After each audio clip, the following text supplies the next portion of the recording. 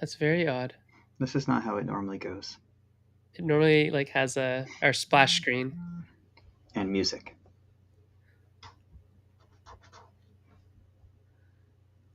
This happened a couple weeks ago, though, too. We had to just restart. Oh, did we? I think I remember. You might be right.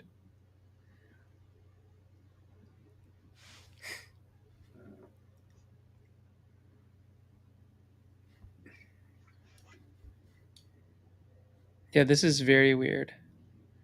Let me just see if I can hit the skip intro button and see.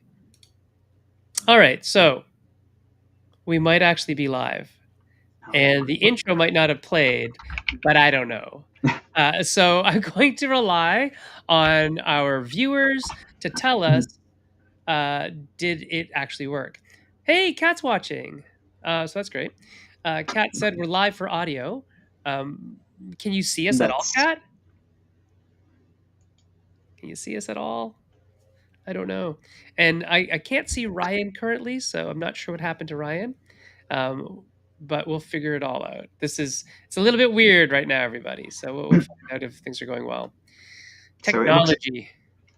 we are on YouTube, but Ryan is frozen.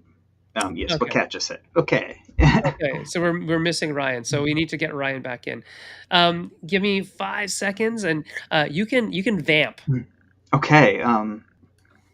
So it's a. I'm so great at this. Hi everyone. Hope this week is going well for you. It's the first week over 80 degrees in imperial measurements in Portland, which is a great time for me to start having to do stuff outside. I'm really loving that. Hope the weather is being kind to the rest of you. My company is mostly based out of Austin, and everyone there is happy with a day that's only in the low hundreds, so I suppose I can't complain. I think I filled just about enough time talking about the weather, and Sam's not back yet. Um, So I'm just trying to contact Ryan through other means and channels and see if he jumps back in. So while we're at it, welcome everybody to the very first catless maple syrup in a while. And Kat is over in Europe right now. She is at UKGE or mhm. soon to It's be at about to be, UKGE. yes. Yep, which is lovely and wonderful. And yeah, so hopefully we'll get some word about what's happening at that con within the next couple of weeks from Kat, whether she's here in person or she just kind of relays it through George. It'd be nice to hear from people who are there, boots on the ground. Um, right. So Ryan is saying that all he has for us are two black boxes. And Kat is telling us that she is in Birmingham, Beham as they call it. Yeah, so I'm telling Ryan to jump back in. There, there he is. He's coming back in. I might have to edit out something here, like get rid of this. Oh, see, Ryan came back in, but we can't see him anymore. Hmm. I see a space for him, but I don't see him. Yes. All right. This is very odd. You're back in, but you're not visible to us. Can you see us? See, this is what goes behind the screens, everybody. So while we're waiting for Ryan to figure out what's going on, and yeah, Kat still can't see Ryan. She is our secret shopper, right? Yeah, that's a good idea. Kat gave us a good idea. Maybe change browsers. We were having problems with Ryan before we started, in terms of his internet. Not that he's a And not problem. as a person, yeah. Yeah, not as a person. He's a great guy. But that his internet was a little choppy, and so we tried to do a couple other things, and it worked better, but apparently not when we go live, which is fascinating. So we're going to take a look at, hopefully, if Ryan gets back, we're going to try to take a look at his platform, which is called Pitch2Table. Pitch the number two table.com. And you guys can all go right there right now. It is actually free to join up. It is a system or a platform by which he or not he doesn't really do anything. He just provides the space for you as a designer to get your games seen by other publishers or publishers in general. And that is neat because we just talked to another group with Board C that kind of does the same thing. Um, we talked to them 2 weeks ago. So I'd like to see what the differences are in terms of functionality, in terms of pricing structure, in terms of, scope and view and all that kind of stuff. Oh, Ryan's visible now. So let's see if we can get him in. 3, 2, 1. Ryan. Hey. Yes. Oh my Sorry, gosh. my audio coming through. Oh. Sorry. We can see you, but your Okay, audio I'll is try that. choppy. So we're gonna figure something out here. Yes, Luke. So today the topic is pitch to table. If we can get it all sorted out. But while we're doing that, go ahead and ask questions for George and myself, and we'll keep on trying to do the tech shooting on the way there. And this is funny because Ryan did his due diligence, and he was here at like 7 o'clock, and we don't launch the show until 9 o'clock. So he came in early, and I was just sitting here in a browser waiting for another show to start. And he's like, "Oh, there you are." Okay, so he dropped out, and he's coming back in. But it's not quite a win yet, Kat, because his audio is still pretty choppy. And he said he couldn't hear our sound. And he said the moment that we hit go live, that this weirdness happened. So I don't know how to do that while we're not live anymore. Like if I hit stop, I'm not sure if it will go back to where we need to be. It generally doesn't reconnect to the existing stream, the original streams like that. Yeah, because it need the stream key. Yeah, exactly.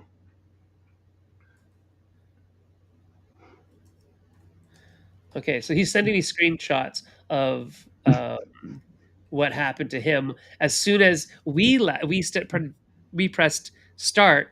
He doesn't see us and we don't see him, and he's moving in his screen and we're moving in our screen, but we're like black boxes on his screen, right? So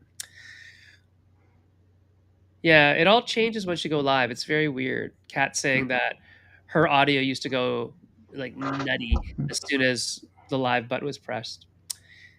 Right. There's another wow. piece of news. Yeah.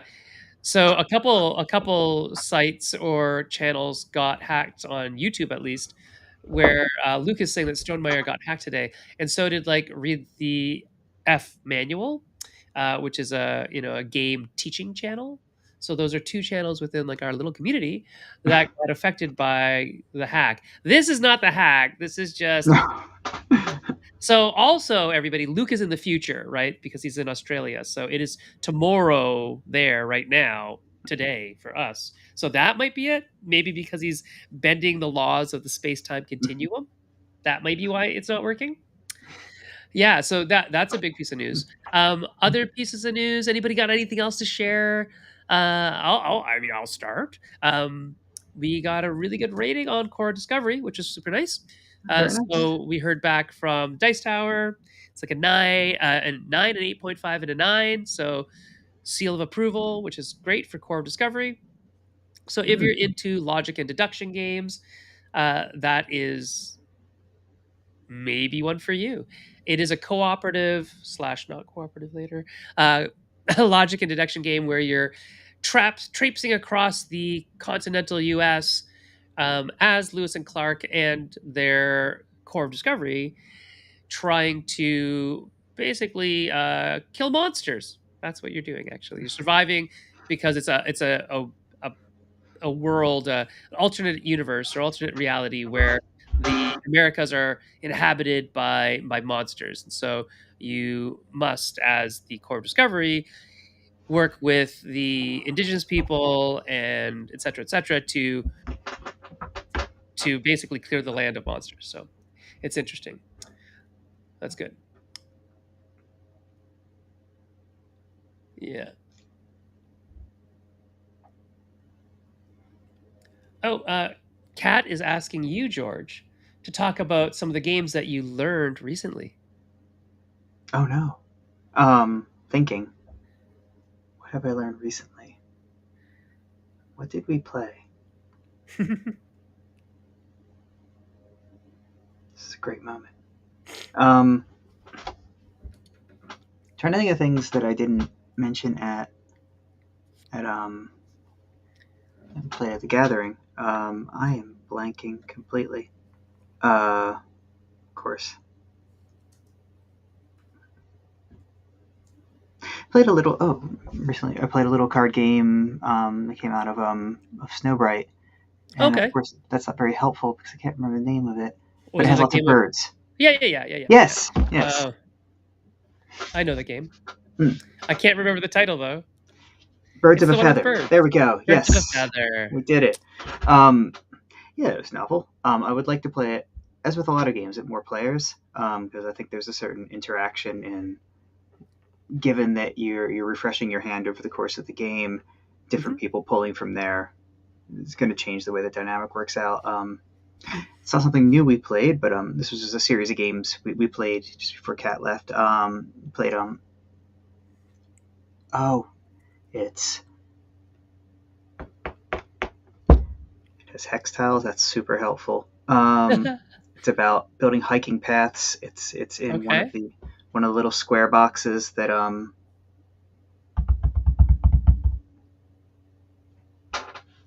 Kat, Are we putting George Kat on the help me spot? out.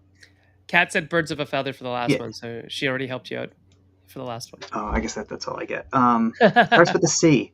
It's not. It's Is it the name of a park? Is it an no. action word? Is it a switchbacks? Yes, which does not start with a C That at does all. not start. Well, I Why did I mean, think? I it's now I know why. It's because the other game we were talking about is Chomp, which is another one of their games, okay. and that was just stuck in my head. But yes, That does start there's, with a C. So yes. tell us about switchbacks. I mean, switchbacks is basically you have a you're basically trying to build and place your hikers on continuous paths in different ways. You're either adding one hiker or you're sort of planning ahead and building little stacks of hikers to go on joint hikes together. Ooh. The goal here is you only score on paths that have four sequential numbers or more in them. So they're and because you're placing them on a sort of a like a hexagonal grid of hexagonal tiles, if you understand what I Yes. mean. Yeah, I can. It's not really a grid, but Yeah, things so things may be adjacent to some things, but aren't adjacent to others in terms of like the numbers. exactly. And so Yeah. as you place them out, I mean, there are opportunities like you see where people are scoring and potentially head them off, but you can also score on the same path that they're on. Like it's a very you really only two actions you can take. But I think that it's quite a novel game. I think. There are I actually really like games like that where there's like the action itself is very, very simple, but the depth of the game is in the decisions of where you're going to place it and what you do before or after, any of those things, Mm, right? So, for example, a lot of games like Century Spice Road and all of it, the series that's around that, were expressly made for the rules to fit on one page, right? So mm. it's interesting in that way. All right, let's see if we can get Ryan back in. Hey, there's Ryan. Oh, and there Hello, goes sir. Ryan. Oh, ugh. He is still Robot Ryan. So Ryan, your video is cutting in and out. I think he's trying to use his phone, the app on the phone. Your Correct. video is cutting in and out now. So it looks like we might have a very big technical difficulty that we need to solve. Um, I don't know what is happening here, but Kat has kindly provided us with pictures of switchbacks, so I might just download that so we can talk about this.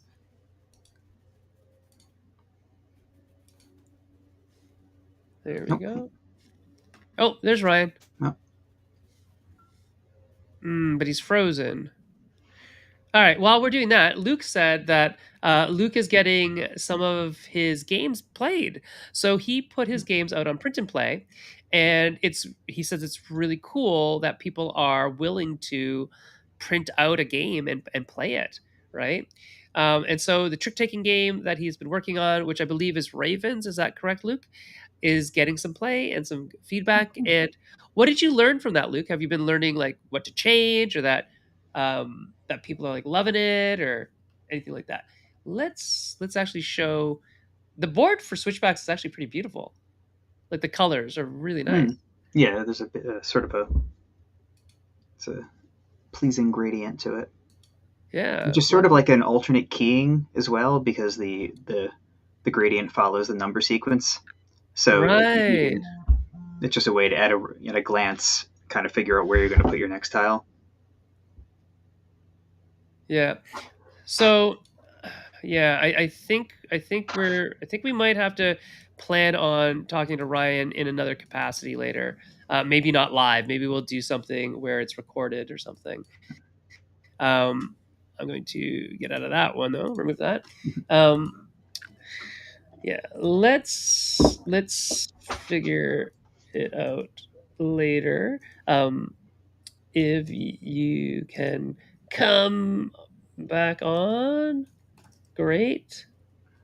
But if you want to do something else, okay too. Oh, here he comes. Let's see if he's back. This looks a little smoother, but you never know. Hi, Ryan. Hello, this is probably. Okay, so your video is great, but your voice is still super choppy. I don't know what's happening, man. Can you turn my video off? Yeah, Okay. yeah. So you know what I was saying, and I just put it in your chat over there. What we might be able to do is do something like pre-recorded, Yeah. where we can like work on all the silly technical stuff where it's not like this live stream, and we'll do maybe like a pre-recorded thing. That might be the best way to do it because I don't want to take all your time just doing live tech I'm sure checks. it's very interesting for you viewers as well. I have no idea what you just said. Yeah. That is amazing though. It Because was it does sound like a right. robot.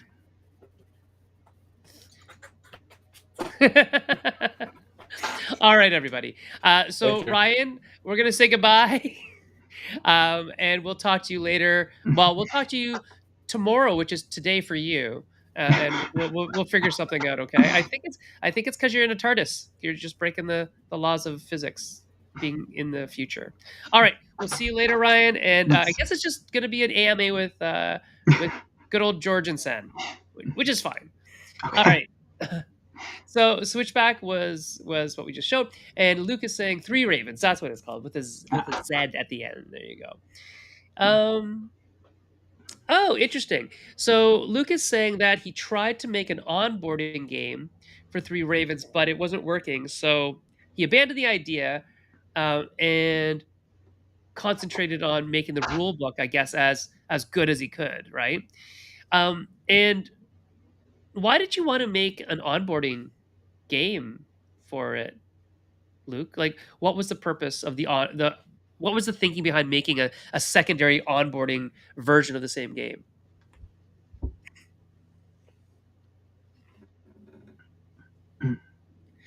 Luke is also talking about another game here, which is a print and play coloring game, and he's learned that the game length needs to be adjusted. So that's a good thing. Things that you learn when other people play the game, right? George, what's one thing that you've learned when other people are playing your games that you like go, oh, I never thought of that? I never thought. I mean, I think the thing that I apparently keep learning, or at least I keep experiencing and failing to learn, is that I need to make the well, we've talked about this a bunch of times, but it's that the hook needs to be blindingly obvious. Like you need to know pretty early on, this is why this is an interesting experience to me. And I often, because I do a lot of stuff in my own head, just sort of like staring at the walls, that like what I know about what I'm doing is not transparent, and that needs to be Right. better communicated through the design. Frankly, Yeah. yeah. Wait, And you which goes can't. to It go ahead. it's not being subtle is just unclear. Like it doesn't mean you can't have nuance, but like you can't expect people to sit through 45 minutes and then start to discover what the hidden secret of what makes this all interesting is. Like, that is not, no one's on board for that experience, or very rarely. Like that's not, that's being cruel to people, frankly. Well, yeah. So I think a cardinal sin of game design and pitching and everything is in life is just wasting people's time, right? Yeah. So I told this to Alara way back when. Alara had made like a hidden role game in set in Mhm. like Legend of the Five Rings because she loves that world, Mhm. and it was like two plays later, I had figured it out. I said, "Oh, this is what we're supposed to be doing." Mhm. And she's like, "Yes." I said, "Yeah, it's cool, but nobody's going to play the game twice or three times to figure that out, right?" And this is where we got into using the phrase, "This game is like too clever for its own good." Or Mhm. clever by a half is what we usually said because we're, in Canada and, Britishisms. So Kat likes that you're using her meeple mug, by the way. Oh. Yeah, and yeah, I think you're right that you can have nuance, but I don't know if subtlety has a place, especially when you're doing rules writing, right? And like Mhm. rules writing is very technical. And I find that rules where they write a little thematically or jokingly, those are really hard for me to get through because I just want to know the rules. I just want to know Mhm. like where does the piece go? How many cards do I get dealt out? On the at the end of the game, is there scoring and how does it happen, right? But if they start talking about I don't know, the gnomes are in the forest and they're doing this. It's like, don't need that yet. Maybe at the beginning blurb and maybe at Right. the end, but in the middle, the meaty part of it should be just like well written, clear, concise rules.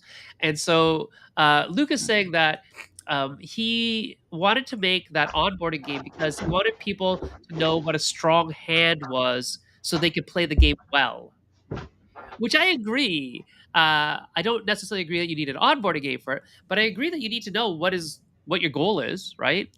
Uh, and one of the things that I actually was talking with David about this today, David Killing, is that playfulness and games aren't necessarily the same thing, Mhm.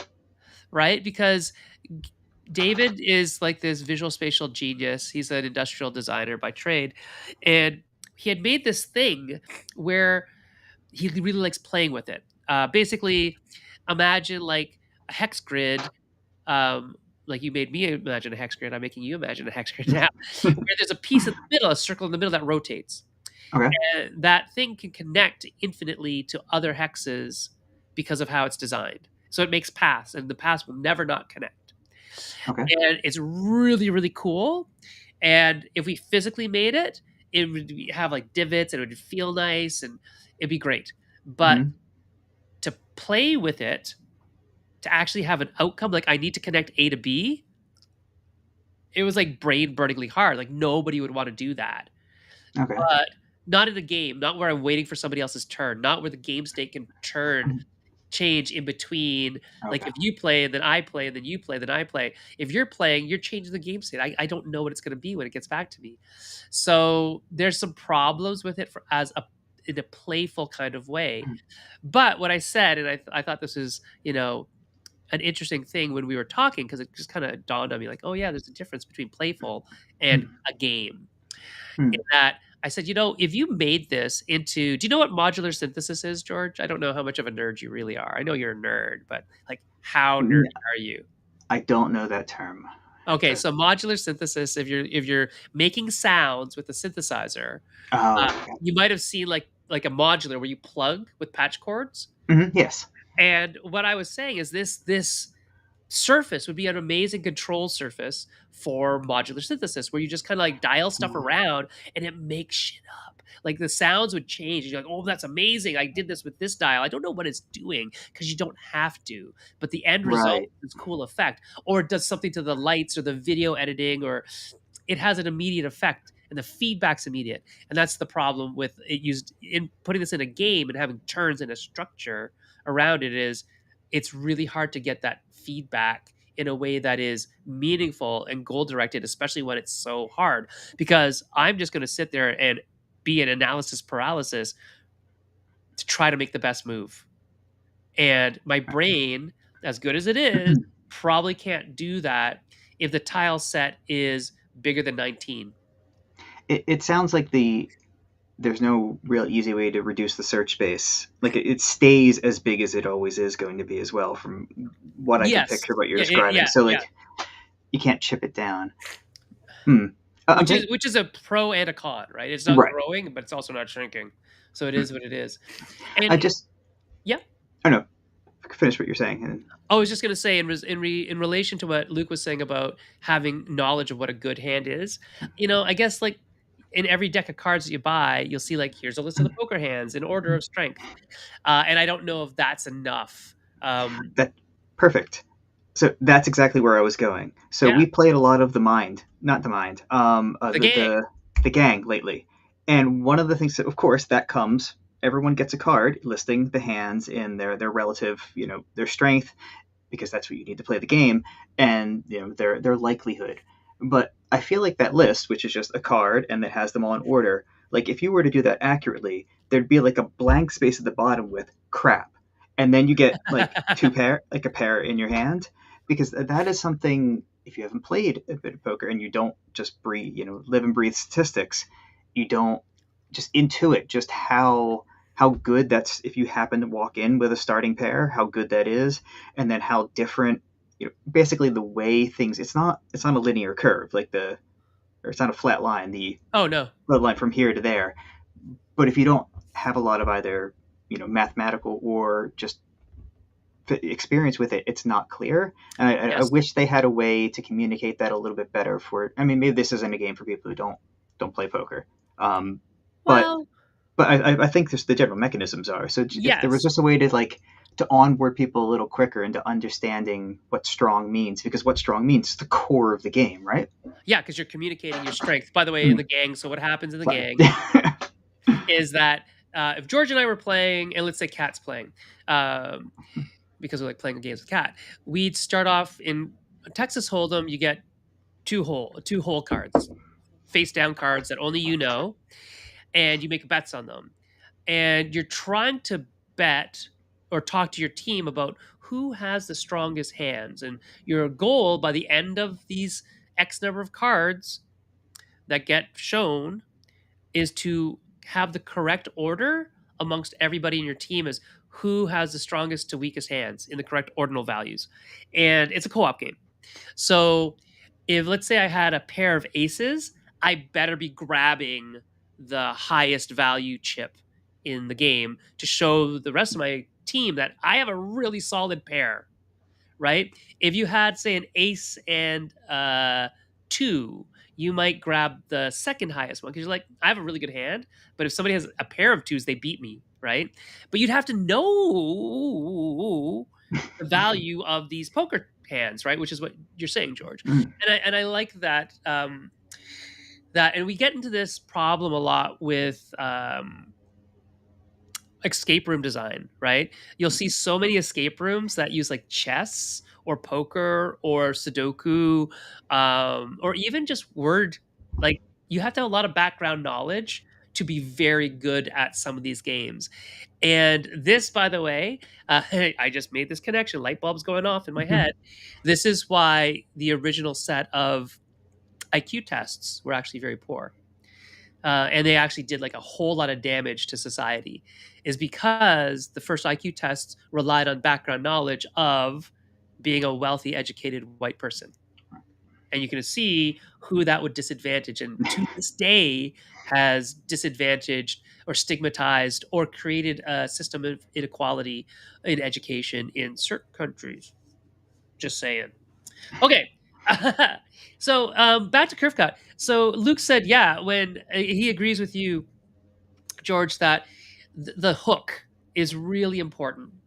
Joe, when we did the sell sheet review with Joe Wiggins from All Play, um, Luke had submitted, which is great, and Joe had told him on air that the really big hook is the all against one trick taking, all against one. That's making us all like go, oh, what does that look like? How does that work? I don't get it, but I want to get it, right? And that's the kind of thing that you need to exemplify that. And if it's all against one, you do need to know the strengths of the hand. And so, is a poker list enough for that? I don't know because I haven't played the game. But now that you're saying it's print and play, it's like maybe I should go play that. Or if it's available online. The nice thing about card games, by the way, everybody, is that you can make it in like so many things that are free. You don't have to use like TTS to do that. You could do it in playingcards.io. You could do it in screentop.gg. So lots of other options. And Kat is responding to Luke. This is Kat's favorite question, by the way, for feedback. Is how would you describe this game to a friend?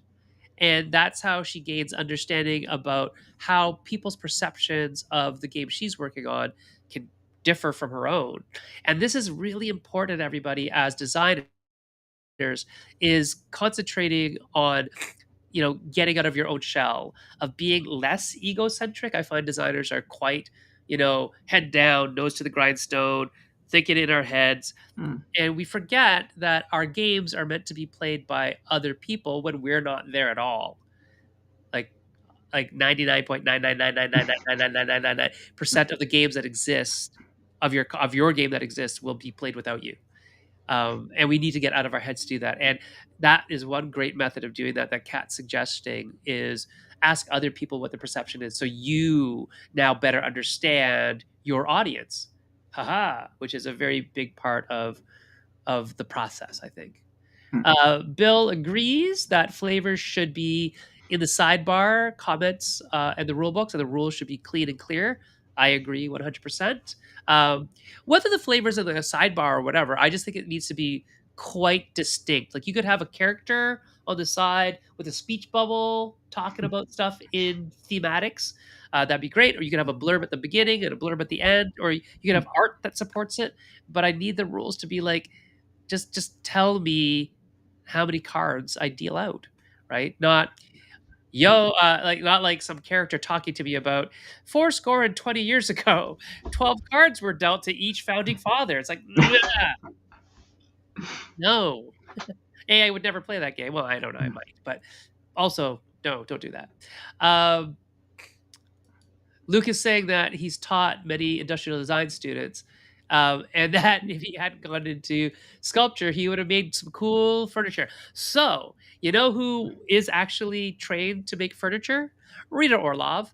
Rita is the designer of all the, well, not all of them, but the publisher, definitely the publisher of all the Post Curious games. So all the escape room in a box games that I think most of us absolutely adore are from Rita. And Rita Orlov is her name.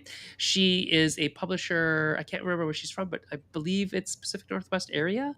So she's somewhere around you, I think. I'll look it up later. But she is, by training and trade, a cabinet furniture maker, industrial design, furniture making. And so that's how she actually kind of did everything. She could make, because she had the skills to physically make all these cool little intricate puzzles. And then the next step was like, well, how do I make this at scale? Because she was making it kind of in a bespoke style, and she couldn't make it at scale. And so she had to switch how she did things. And you can listen to that interview on Ludology. It's one of the Ludologies from, I think, like last year or the year before. Hey, Ryan, it's not your fault. Don't worry about it at all. Ryan is apologizing to everybody who tuned in today. We'll make it happen in another way, whether it's on a live broadcast or it's pre-recorded or something. We'll get that out to people. Kat is, being from New Zealand, Kat is very sympathetic to the time shifts. Well, Kat, you're saying that it still refused to play nicely for you when you were in the US. I think it could just tell. The internet can tell. The internet can tell. Yeah, and see, if you play poker 3 to 4 days a week, like Luke used to, then the knowledge of those hands is just, it's in your head. It lives in your head rent free, right? But we have to understand that a lot of people have never touched poker, have never played poker. And so we need to give them, in the rule set, the background knowledge of whatever it is we're trying to crib off of in the real world, or You know, if you just imagine that you're playing with poker hands, but nobody's ever played poker, what would you do? You'd explain it to them, right? So we still have to do that in our rules. Um, I think the thing that, like, we all know, I think it's fairly clear to explain that 5 cards in a row is a good hand. I mean, it's on the card, you can see that. But it's much more difficult to explain in a succinct and meaningful way that if you have 4 of those 5 cards, that is not 80% as good. right. That's nothing. And its likelihood of becoming something is not relatively close to hand. Right. And those things are not, I think, intuitive. And I don't know the best way to communicate that sort of information. I think it's I have entire books on that over yeah. here. You would like to I'm read a book unsurprised. on poker probabilities? That's all over here. Yeah, so Three Ravens isn't PnP yet. Okay, cool. Okay. I would love to play that when it does get PnP, but I'll take a look at the coloring one that you do have. And Kat is doing research for us while she's awake at ungodly hours, I think. And she's saying, "Oh no, Rita is from Rhode Island," and this explains why I like Rita a lot. Is because I think Rhode Island is like the coolest state in the world. It's the smallest state in the union. It is weird, and people are. It's a small. It's like everything. Like it has coffee milk. I like coffee milk. So go to Rhode Island. George, have you ever been to Rhode Island? I have been through Rhode Island on a train, but we did Oh, not stop, so I don't think that really counts. I don't think it counts at all. No. Hasbro is housed in Rhode Island, so I've taken my kids to go down to Hasbro and see Tanya, I who know works at that. Hasbro. That's fun. I always Um, think of them as a Seattle, but I think of Wizards of the Coast, which is why I think of them as a that's all Seattle. the way on the other side. Yes. Right? Yes. Yes, and Kat is saying that American IQ tests still skew strongly towards how Americans think and learn. And so nowadays we use like nonverbal testing, like not like nonverbal reasoning tests that are less culturally um, biased. That's the only word I can use because they a lot of the things are very biased. So, and when we're talking about intelligence, so just so you know, there are multiple types of intelligence, and I'm not talking about the um, Gardner's type of multiple intelligences. I'm talking about strictly like fluid versus crystallized intelligence. And so we find that a lot of the older style of IQ testing was on crystallized intelligence, which is knowledge based, which is you learn it from being part of a culture, right? Versus fluid intelligence, which is problem solving abilities, which is visual spatial reasoning, which is that kind of stuff. So intelligence is such an interesting thing, but you can see how if you didn't have background knowledge, you would fail at the crystallized intelligence tests, right? Like if I asked George what a Kimura is, George would know because he does jujitsu. But if I asked the rest of you, Kat might know a little bit. She might say, "It's this," because she's heard the word before.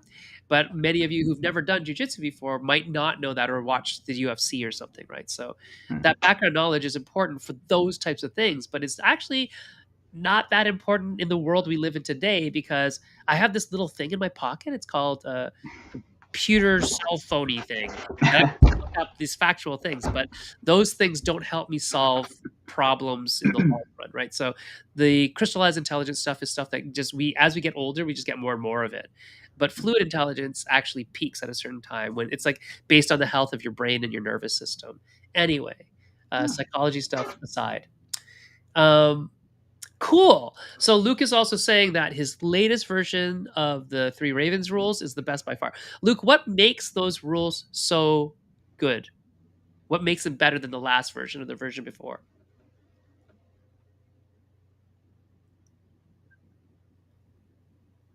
We'll get that answer in a second because he's talking about text. He does bring up another good point, right? Because real poker, I don't know, George, have you played poker for reals? Yes. Right. Cool. And that real poker, your hand is actually only like maybe a half of the game, right? Like, because you can bluff. Right. Having a good stone cold bluff face is important. And then also how you act with your chips, the behavior that you do with your chips is super important, which is kind of what happens in the gang in a different way, right? Mhm. Bill comments that interestingly enough, he wonders if this group of gamers currently, um, if less people know poker now than a decade or so ago, because a decade or so ago, poker was a sport, right? It was televised, and we don't see it as much anymore. Like the World Series of Poker still goes on, everybody, Yeah, it it's still exists, but it's still not on. as like the hot televised thing that it used to be. Um, and maybe people learn less of the classics. You're right.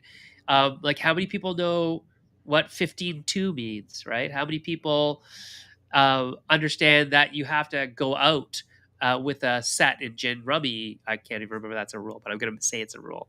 And so all these classic games like chess, like who knows them? Now, I will say that media has helped revitalize interest in things like chess and things like poker. So, if we need people to understand the rules of Scrabble, we just need to make a whole Netflix show about Scrabble, right? And the Scrabble's a funny one too because the point values that you score for Scrabble really depend on the language that you're playing the game in. Yeah. Yeah. So do they Right. Oh, alter the board for? Because I mean, I've never played in anything other than English. Do they I, actually? I I don't actually know. Okay. I think Well, that would be something. the board would probably remain similar. We'll have to look it up. This is a research project, but I think the board would Mm. remain similar because the boards are basically where you score like double and triple letter word scores, right? Mm. Whereas the letter quality, quantity, and point values, I think what would differ. I would think I'd have to look it up though. Oh, yeah. I'm just making an assumption here. I mean, even just in variants of English, like one of the things that was new to me when I moved to New Zealand is that the use of Zs being actually S's instead, like in words like organization. That's not a Oh yeah, yeah, yeah. like which That's I was not. So I mean, they'd be even they should be worth even more in in that American. variant. No, in the other because they show up even less in Oh yes, words if yeah, you you're manage right. to use Sorry, one. sorry, sorry. So I'm thinking backwards here. yeah, yeah. Yes, you're right. Or in some languages where like X's are more common, right? Like in French, X shows up, I think, with more frequency. So it would require like statistical analysis of the words in that language. Mm. But again, I think that's interesting. And yeah, Kat mentioned mahjong as another one where having an understanding of the base game lets you play all these games that are kind of like cribbing off of mahjong. I'm going to be playing one this weekend with Chris Chan. It's about Chinese factory workers, which is Ah, cool. yes, that's So like I will play that. one of his earlier prototypes of that. Yeah. Yeah, and I already obviously, not obviously, that's kind of racially judging myself, but I know how to play mahjong. My parents don't know actually how to play mahjong that well, but I do because I like games and they're no fun, and they beat my parents. So yeah, it'll be interesting to see how he's incorporated that. But one of the most popular things that cribs off of another game that exists in the role playing world is Dread. And Dread uses the Jenga tower as a system for success and failure. Yes, yes. But Jenga is so easy, right? What do? You take a block from the bottom and you put it on top. That's the game. There you go. I just did it for you. Taught you the rules with the song that was used to sell the game in the 1980s. Right?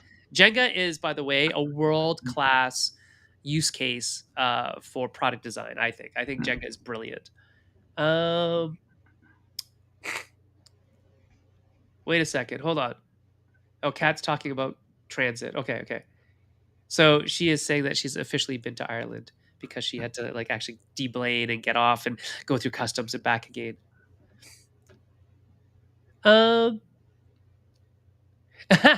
Kat said that she actually has no idea what a Kimura is.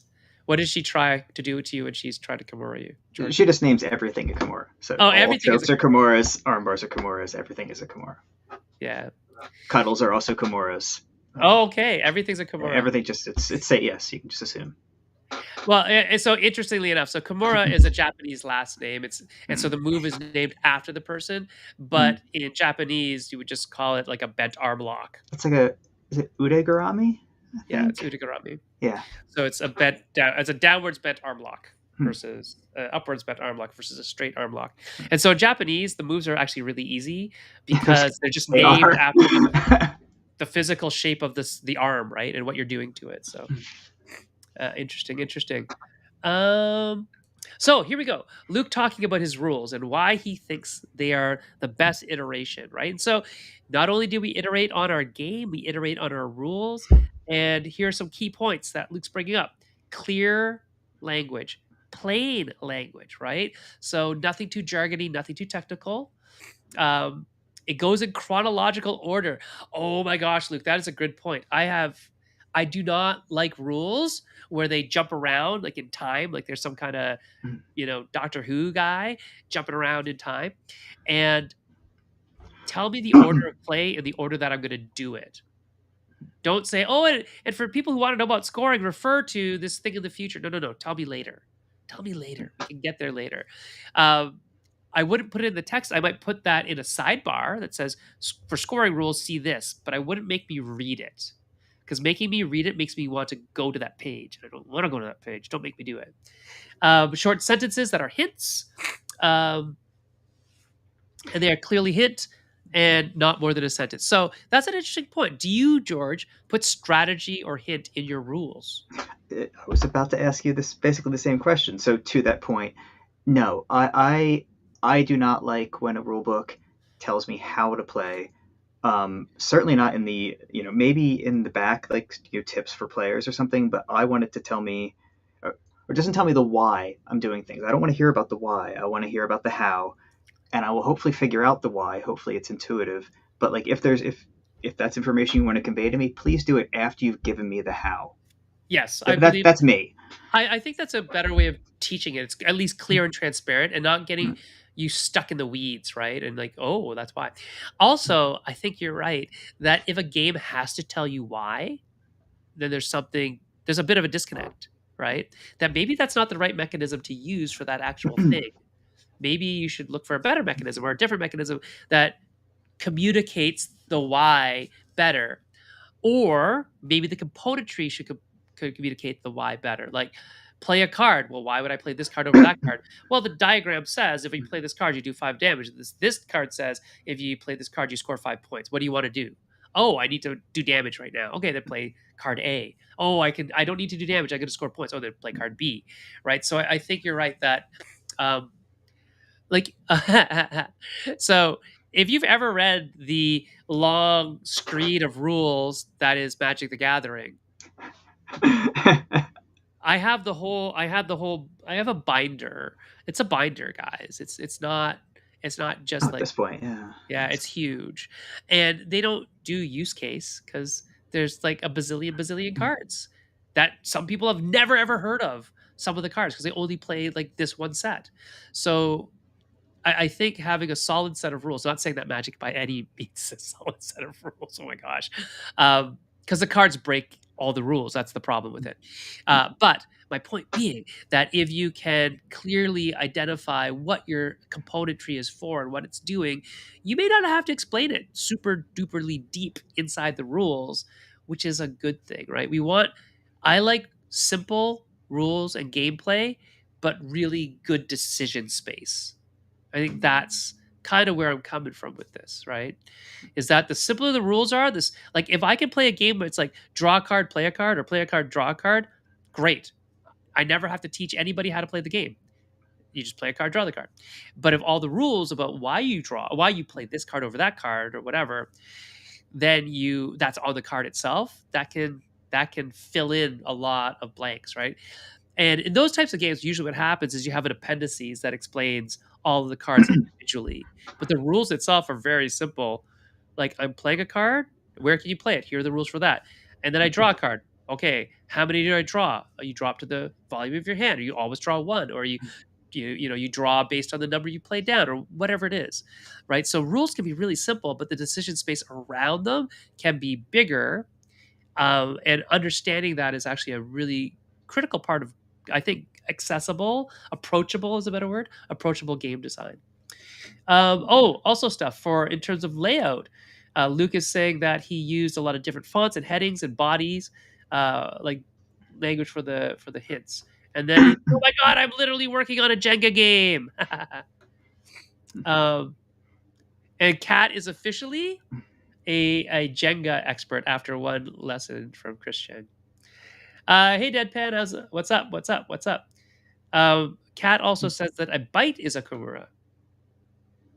Is that true, George? Apparently, yes. That Okay. is the case. It's in the category of anything. So, yes. Oh, good. This is neat. So Ryan is saying that he grew up playing Western Mahjong, and that was enough foundational knowledge to be able to play the Japanese version of Mahjong in Japan in Japanese, and he can't speak or read Japanese. Yeah, Japanese Mahjong. Well, all Mahjong is quintessentially the same. And then just imagine that every country made some house rules.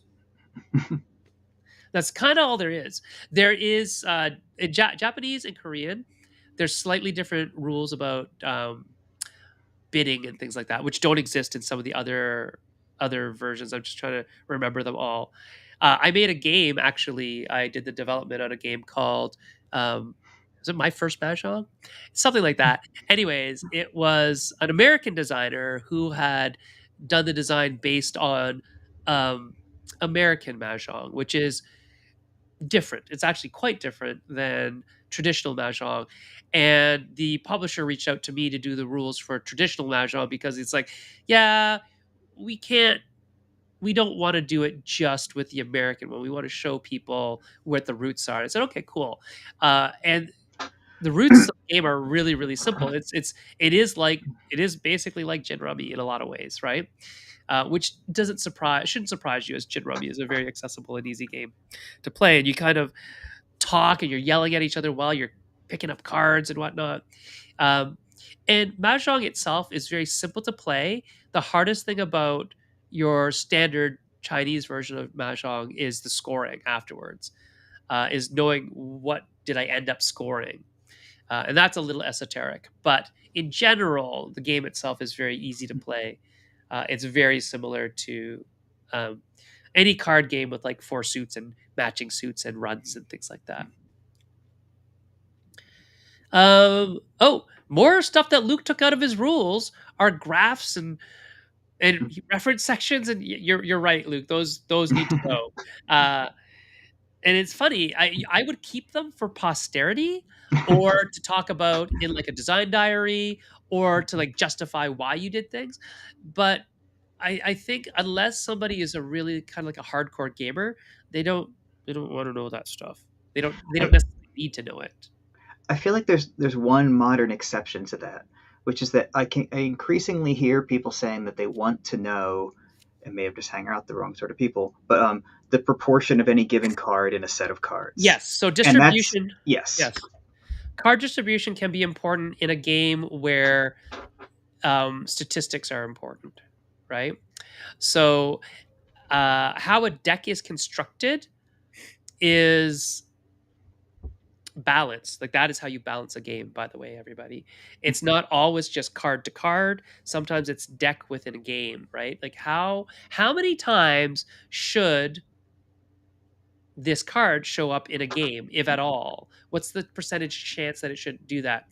A lot of times when I'm building a deck, I think about, like, is there only one instance of this, or should every player get a chance of getting that? But if every player has a chance of getting this card, what happens if one person gets that card? All of them, they get all of those, right?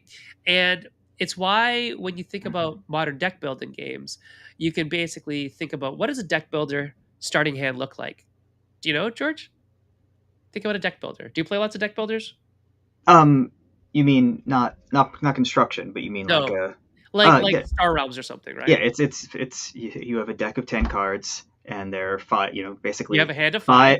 Yes, you have a hand of 5, and generally, if we're going to take the Star Realms example, though, I think this is fairly consistent. Like 5 of them give you resources, and five of them poke people. Basically. Yeah, roughly, depending on the economies that you're working with, you're going to get like 6 of economy 1, 4 of economy 2, and that's your starting deck. And you're going to end up with, on average, 3 to 5 resource of something in your hand at any given draw.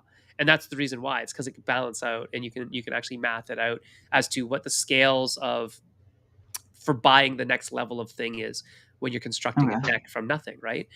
It's so everybody has a kind of consistent starting point within plus or minus one of a median. So yeah, it's statistically done that way, and so every like deck builder, not every deck builder, but the majority of deck builders copy that model because it works within the realm of reasonableness mathematically, right? So unless you want to play a game where things cost 35 and 26 and 92 units of cost, which nobody does because your brain doesn't like that type of math typically. Mm. If you want to keep it within a certain level, the template's already there, so everybody copies it, and I think that's kind of okay, Yeah. because now you have this shorthand for most games of that style. That oh, if I played this, I should be able to kind of get this, and there might be things that are slightly different here or there because math changes per game, but in general, that's an interesting fact about those styles of games. Like I like if you don't trust us, go play like Anything from several Dominion forward. yeah, several games from Dominion, like Dominion, Thunderstone, Star Realms. It'll get as we get further and further away from Dominion in terms of time, you'll see people diverge a little bit, but they don't diverge that much because the I model is fairly not fixed, but the model is good. It's solid, I predictable. was shocked. I played one. I think it was the Gathering, but like where you actually you you only had 8 cards in your starting deck. And you started with 5, so you were going to shuffle after the first hand, and pick up some of the stuff that you bought on the first turn. And I was like, what's going on here? This is crazy. Like, because I get the 5 and the 10 card deck, 5 card hand means that between the first two turns, everyone has the same experience. You have access to the same number of starting resources and the same number of whatever else is in that deck. And then based on what you bought, things start to diverge. But like having that initial core foundation that's equal across people is quite. Never really thought of it this way, but yeah, it makes good sense. And so what it does in terms of, and we're going to use Magic terminology, so the power curve is consistent, right? So we're not going to get this like huge spike from somebody who just constructed a deck differently than you did, because it's not meant to give that experience, right? It's meant to give a experience of I'm going to build a deck within this game, and we're going to compete to see who builds the best deck and gets the outcome that we want from it, as opposed to I'm going to buy a suitcase full of cards and then Right. construct a deck that has a mana output of 73 on turn one. Hmm. Because that is usually that's actually what used to happen back in the day, right? Is like first hand kills. It still does. Oh yeah, I know, but it was worse back then, I think. Well, I don't know about that. But anyways, like exploits are exploits. And Kat is currently talking in chat about the anthropomorphic animals on Magic cards that she appreciates, but she does not appreciate, however, how the term mana is used, and that is problematic use of an indigenous term, right? So, Chris Chan plays Hong Kong mahjong, if Kat remembers correctly. But yeah, there's It's what he different taught variations. us. Yes. Yeah, there's different variations in how you pass and all that kind of stuff. Yeah, that's true. So lots and lots of stuff going on. See, I mean, while it would have been nice to have Ryan here talking and showing us cool stuff on his website, pitch2table.com, go check it out. We managed to fill the time pretty well and keep you all entertained for about an hour. So that's good. And it wasn't even Kat. I mean, Kat's not. I mean, she is here in Yes. spirit and in face, like right there. There's Kat right there, and she's feeding us information when I don't remember where people are from, which is wonderful. So this has actually been super funny. Kat, go back to bed. It's really late there. It is now like 3 a.m. or something. So Just I don't know. about, yeah. I don't know what you're doing. I don't know what you're doing. So yes, we're gonna try to get Ryan back on the show in some way, shape, or form, whether it's like a pre-recorded thing or a live thing. I'd love it to be live, but apparently technology isn't our friend right now. And then George and I are going to be carrying the flag, carrying the torch, while Kat is away, and she's on an advanced scouting mission, which is good. And then we'll figure out what we're going to do in terms of guests and all that stuff. And normally we take a break in the summer for conventions, but because of both of our weird situations, I don't know if either of us are going to many conventions this summer, George. Are we? Not, I am not. No. Yeah, and I am not going to anything in the States. So I will try to go to some in Canada. I was going to try to, so next year, UKGE, Brazil, um, there's one going on, I think, in Malaysia or Penang, well, Penang, which is in Malaysia, and maybe Cool. Singapore sometime at the end of the summer when I might try to get to. I have to look at my schedule. I start teaching in August, but then I have 6 weeks and then a break before I go back to teaching in September. And then there is another convention in Canada, Supernova in Nova Scotia, which I've been meaning to go to for years, but it always happens in September, and this year it's happening in October. So with a month under my belt, I think my students will be okay, and I can go. I can fly out and come back. Because a lot of the cons that I haven't gone to, they're not like selling and pitching cons, because I usually, unfortunately, have to evaluate those higher and go to those where there's business to be done. But the one in Supernova is just like my friends getting together, and so I'll just go play games and come home, and I'll be able to like not have COD crash, because it'll just be relaxing for me as opposed to Gen Con, which is like me running around with like a chicken with my head cut off. So there you go. Yes, thank you for helping us keep people entertained, Luke, with your feedback Yes, much and appreciated. your experience, and that's awesome. I love that you're putting your game out there and getting some feedback on it yourself.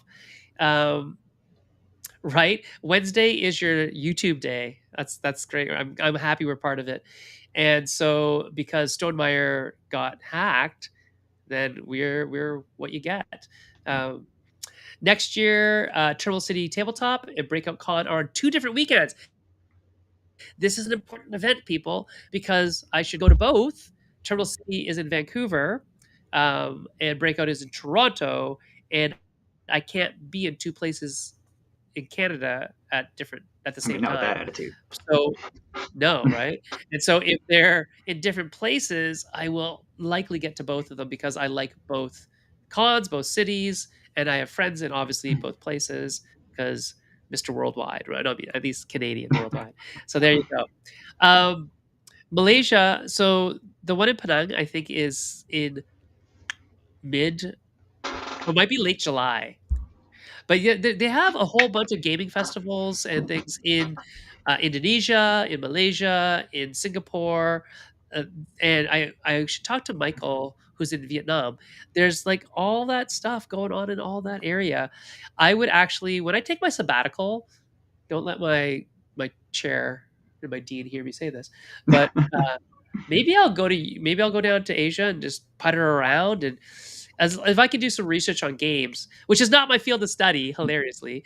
Um, but if I could do some study on gaming and maybe disability, which is my field of study, disability, that I might be able to work that in as a part of my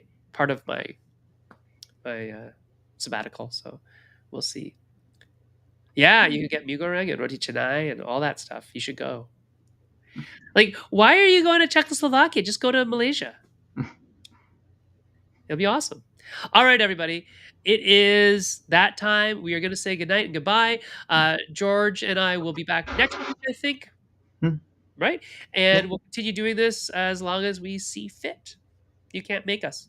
And I guess, George, if the next couple of weeks, we should come up with a list of people we want to talk to.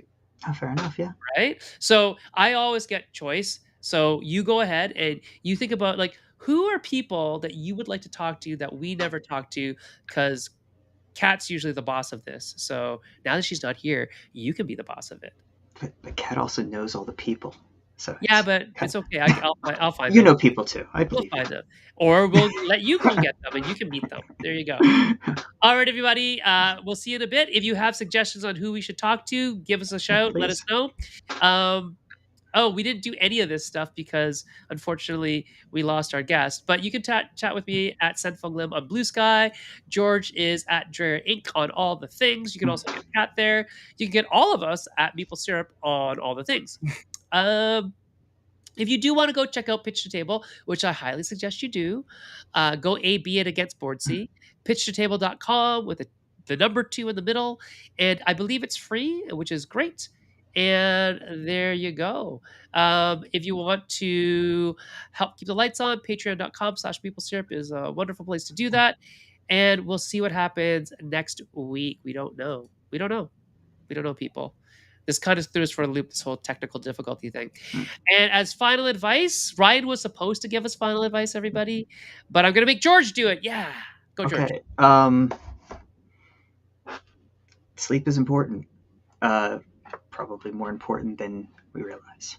If your name is Kat, especially. Oh, yes. Yes, that was totally unrelated to that, but also very, very true, especially if you have to wake up early and work a con. Yes.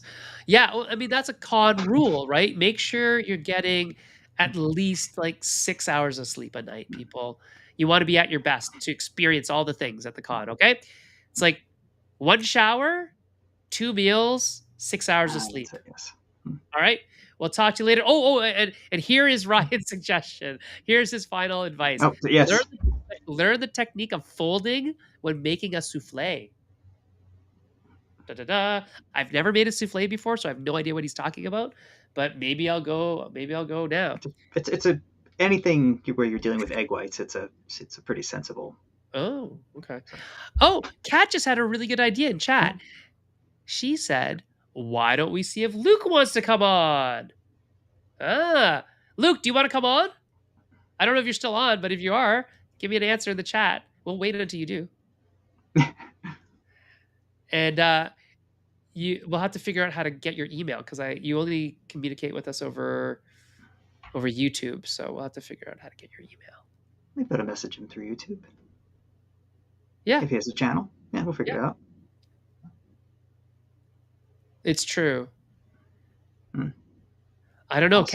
So Luke might have left us. Who knows? But Luke, if you are there, we would love to have you on as a guest. I think that'd be super fun. Hey, boom. All right. Sure. Hey. Okay. So here, reach out to me at any of these things. I'm all those things on all the places, really. And yeah, and then we'll get in touch. That's my Blue Sky thing. Oh, you did. You're right. Thank you. I emailed you last week. Okay, I will go find your email and we will get in touch and we will communicate and we will get you on the show. And we can talk about Three Ravens. We can talk about your coloring game, print and play. We can talk about all the sorts of stuff. All right, it'll be great to see you. So we have Luke coming on next week, everybody. Thank you so much for the suggestion, Kat, from all across the ocean, where it is actually tomorrow. She is also in tomorrow. All right, everybody. We'll see you later. Luke, I'll send you an email.